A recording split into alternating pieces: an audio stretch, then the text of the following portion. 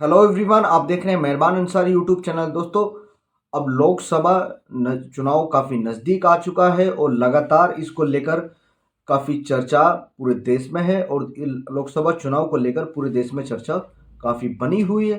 लेकिन इन सब के बीच लगातार सभी पार्टियां अपने कैंडिडेट घोषित कर रही है और सबसे पहले अगर कड़ी में हम बात करें तो समाजवादी पार्टी ने सबसे पहले उत्तर प्रदेश में अपने 16 लोकसभा प्रत्याशियों का चयन किया और 16 प्रत्याशी उन्होंने मैदान में उतारे।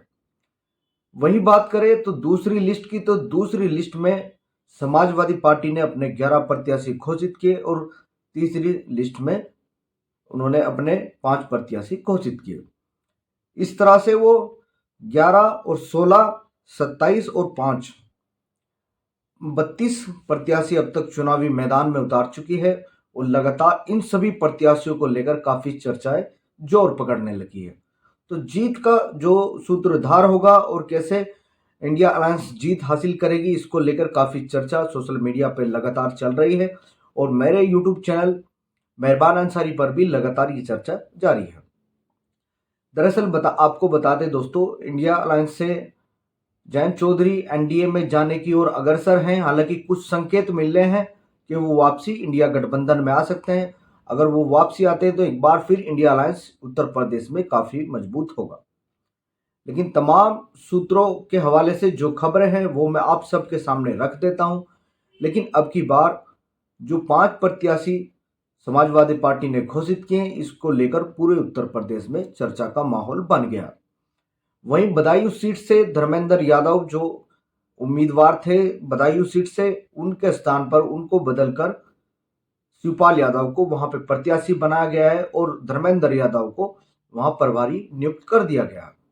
तो शिवपाल यादव को लेकर भी काफी चर्चा है। यादव को लेकर जहां बात चल रही थी कि उनका टिकट कहां से होगा, वो कहां से चुनाव लड़ेंगे, वो चर्चा भी अब खत्म हो चुकी है और इसी बीच शिवपाल यादव को बदायूं से लोकसभा का प्रत्याशी बना दिया गया है। शिवपाल यादव अपने आप में एक बहुत बड़ी राजनीतिक है और बहुत बड़े नेता वो माने जाते हैं समाजवादी पार्टी के। शिवपाल के चुनाव लड़ने से काफी मजबूत वहां पर हो जाती है।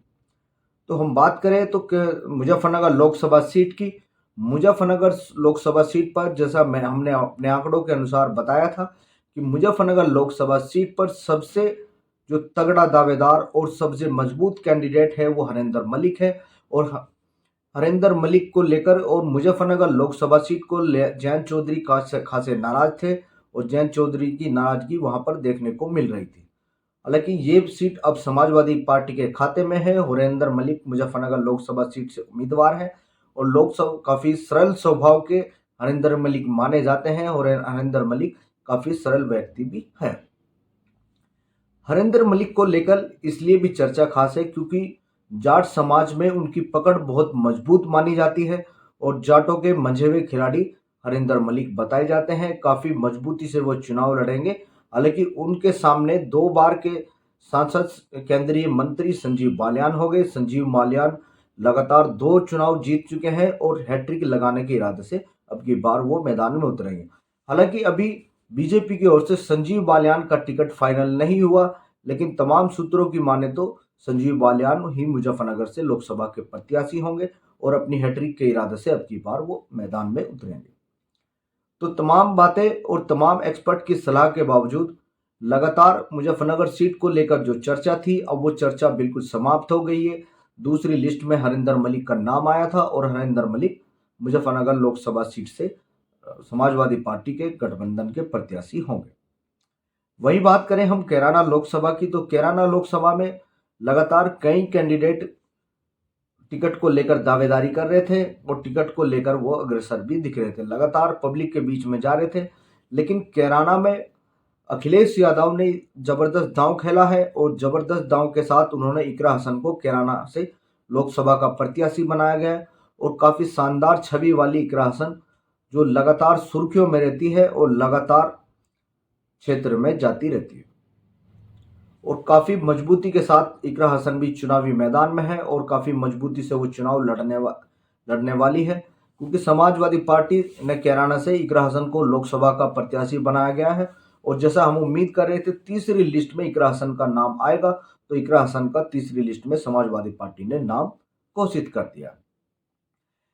हालांकि इसको लेकर काफी चर्चाएं चल रही कि इकरा हसन कौन है और क्या करती है, कब वो राजनीति में आई। इसको लेकर भी मैं आप सबके सामने पिछली वीडियो में खुलासा कर दिया था, लेकिन आज भी कुछ मैं इकरा हसन से जुड़ी बातें थोड़ी और आपके सामने शेयर कर देता हूँ। तो इकरा हसन दिवंगत मरहूम सांसद मनव्वर हसन की बेटी है। वही मनव्वर हसन जिसको आज पूरा पश्चिम उत्तर प्रदेश जानता है और पूरे पश्चिम उत्तर प्रदेश के लोग मनव्वर हसन के आज भी दीवाने हैं। मुनव्वर हसन एक ऐसे राजनेता रहे जो हिंदू मुस्लिम एकता के प्रतीक थे और हिंदू मुस्लिम एकता की पहचान मुनव्वर हसन थे और लगातार काफी लोगों में लोकप्रिय थे। आज भी अगर मुनव्वर हसन का नाम क्षेत्र में सुना जाता है तो उसको लेकर काफी उदास हो जाते हैं लोग। अब मुनव्वर हसन आज दुनिया में नहीं है, तो उन्हीं को लेकर उन्हीं की विरासत को इकरा हसन आगे बढ़ाने की कोशिश कर रही है। मुनव्वर हसन 4 सदन पार करने वाले नेता रहे। उनका नाम गिनीज ऑफ बुक वर्ल्ड में रिकॉर्ड दर्ज है। विधानसभा, राज्यसभा, लोकसभा और विधान परिषद चारों सदन उन्होंने पार किए हैं और बहुत छोटी उम्र में 43 साल की उम्र में, जहां 43 साल की उम्र में कुछ लोगों की राजनीति शुरू भी नहीं होती, 43 साल में उन्होंने ये मुकाम हासिल किया था। वो कैराना से, आपको बता दें, 2 बार सांसद व विधायक रहे। काफी मजबूत और राजनीति के मंझे हुए खिलाड़ी माने जाते थे। मुलायम सिंह के बेहद करीबी नेता माने जाते थे मुनव्वर हसन। इसलिए मुनव्वर हसन की विरासत को आगे बढ़ाने का काम कर रही है इकरा हसन।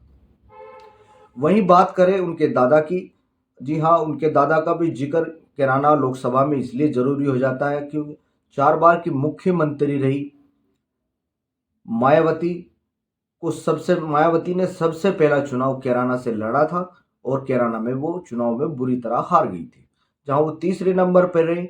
इकरा हसन के दादाजी ने सन 1984 में कांग्रेस के टिकट पर चुनाव लड़ा और मायावती को तीसरा स्थान यहां कैराना में प्राप्त हुआ था।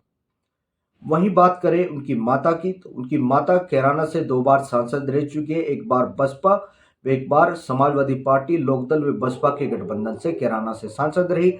बात करें हम 2019 लोकसभा चुनाव की, तो 2000 लोकसभा 19 चुनाव में तबस्सुम हसन चुनाव हार गई थी। अभी वर्तमान में सांसद प्रदीप चौधरी ने कैराना लोकसभा में जीत हासिल की थी और जहां उन्हें 5 लाख से ऊपर वोट मिले, वहीं तबस्सुम हसन को 4,70,000 के आसपास वोट प्राप्त हुए थे। तो दोस्तों, मौजूदा हाल में इकरा हसन की बात करें तो उनके बड़े भाई कैराना विधायक नाहिद हसन समाजवादी पार्टी से लगातार कैराना से तीसरी बार के विधायक हैं और उनके लिए ये भी मजबूत कड़ी बन जाती है। तो इकरा हसन लगातार फील्ड में बनी रहती है और लगातार लोगों के बीच जाती है और लगातार चर्चाओं में इकरा हसन रहती है। तमाम सोशल मीडिया व अखबार में लगातार इकरा हसन नजर आती है।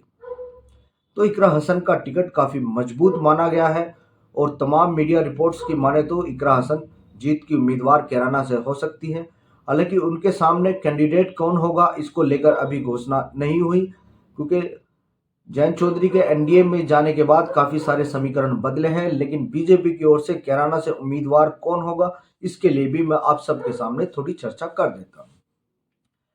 तमाम एक्सपर्ट और मीडिया रिपोर्ट्स की माने तो बीजेपी इस बार अपने काफी सांसदों के टिकट काट रही है और अगर इस कड़ी में हम सबसे पहला नाम जोड़े तो बुआ मरकांका सिंह का नाम सबसे ऊपर आ रहा है, क्योंकि वो अपने 3 चुनाव हार चुकी है और उनके सामने बेचारी शब्द भी जुड़ा हुआ है। तमाम मीडिया रिपोर्ट्स और सूत्रों की माने तो कैराना से अब की बार बीजेपी से मरकांका सिंह बीजेपी की उम्मीदवार हो सकती है और काफी मजबूती से वो चुनाव लड़ने वाली है और इस बार बुआ और भतीजी का खेल कैराना में देखने को मिल सकता है। जैसा मैंने पिछली कुछ वीडियो में आपको बताया था, बुआ और भतीजी के बीच क्रिकेट मैच हो सकता है, तो इसको लेकर तमाम तरह की अटकलें लगाई जा रही हैं। तो सूत्र बता रहे हैं कैराना से मरकांका सिंह इकरा हसन के सामने चुनाव लड़ सकती है और ये काफी देखना दिलचस्प होगा, क्योंकि दोनों ही परिवारों के बीच पहले भी चुनाव होता रहा है और दोनों एक दूसरे को चुनाव में हराते हुए नजर आते रहते हैं।